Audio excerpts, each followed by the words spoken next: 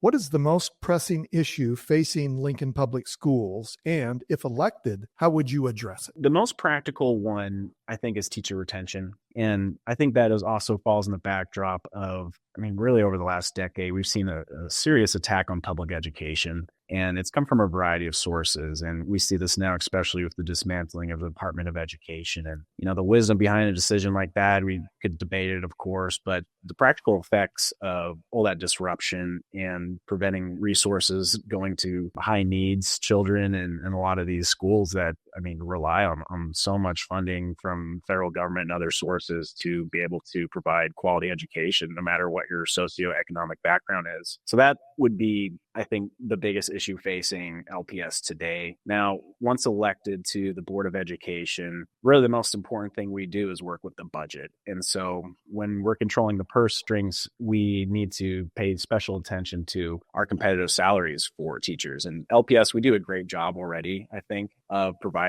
competitive salaries and attracting teachers to stay in the profession here, but there can always be more work done. And it's also a cultural thing. And you can look at other countries and I think they value their public teachers a lot more, and that's reflected in their pay. So I think around the starting average is about around 60,000 here in LPS, which is good, but we can always do better and strive to be better for our educators who donate so much of their time and energy and really unfunded time for prep and outside the classroom. So I think that would be a huge priority of mine.